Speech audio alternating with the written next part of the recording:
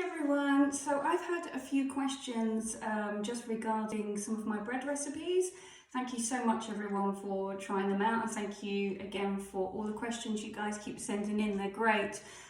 So the question that was most asked was about why do I not use yeast when I'm cooking and baking bread. So the reason that I opt to not use yeast is because I use baking powder. It's much easier.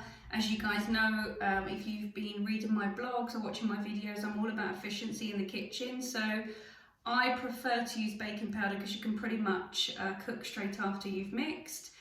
Whereas if you're using yeast, then you have to wait quite a while for it to rise.